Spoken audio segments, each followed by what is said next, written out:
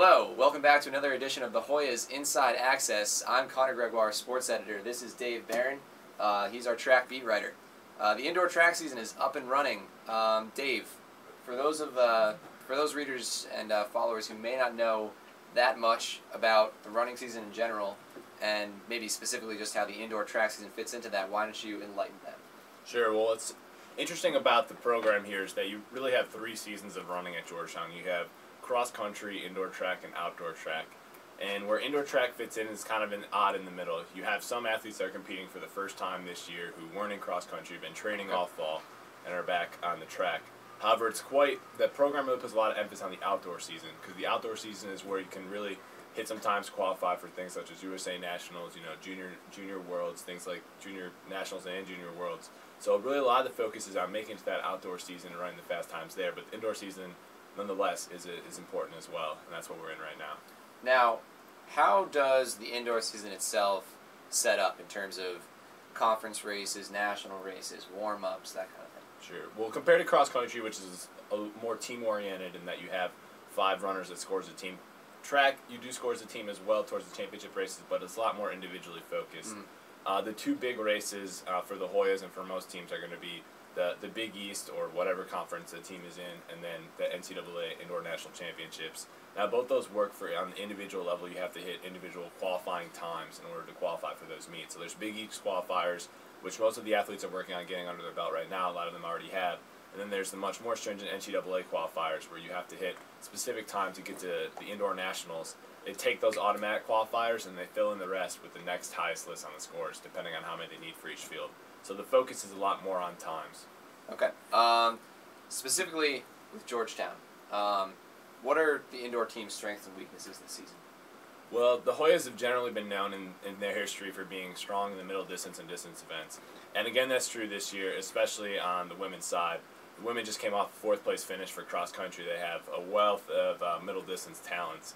The men's team, not traditionally as strong as they have been in some years past, but they do have a lot of great young talent in the middle distance and the distance as well.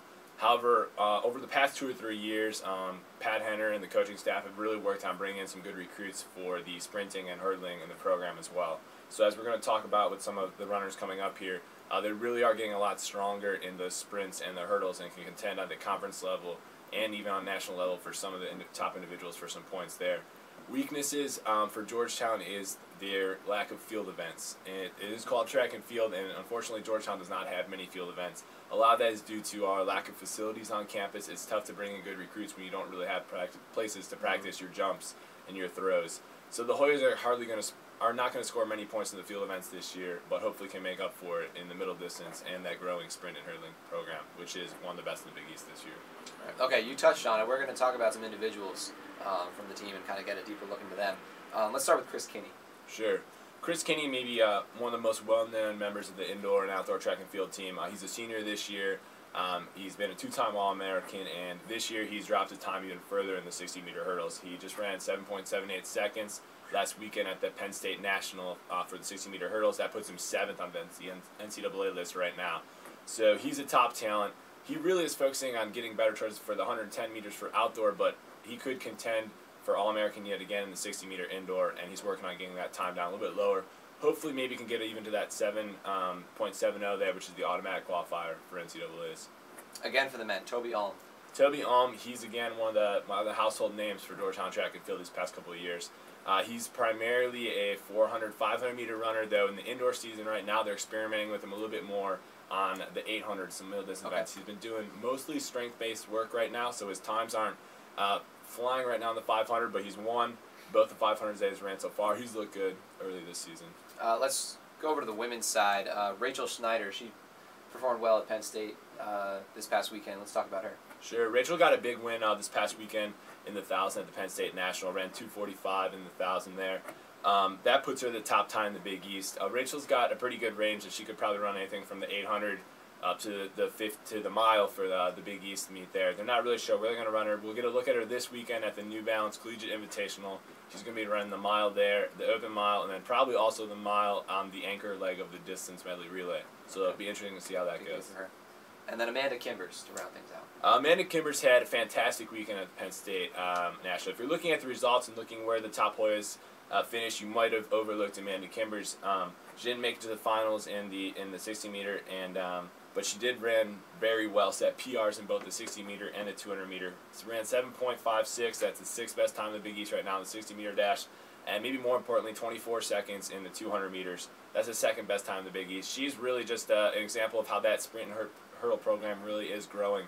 Her and Tennille Stoudemire are both sophomores. They're really the future of the program for the sprints for the Hoyas. Okay, now let's get into, to finish up, where the team is going this weekend. They're splitting up. Men's and the women's teams individually are both splitting up, so where are they going to be? Yeah, the Hoyas have a lot going on this weekend. They're going to be sending some athletes up to the New Balance Collegiate Invitational at the Armory. That's where the Big East meet has been held in some years past. This year it's out in Akron, Ohio. But it's a really great venue. There'll be a lot of great competition. Some of the men's sprinters, Chris Kinney, will be running up there, as well as most of the women's mid-distance as well.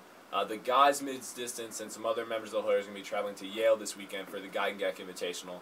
What you might see out there, not quite as good competition as the New Balance, but you might see the Hoyas try to set up some races, try to use some rabbits, some pacing to maybe get some of those times that we talked about earlier. Most of them have the Big East qualifiers out of the way, but might try to set up some faster times on some of the other races as well. Okay, thanks, Dave.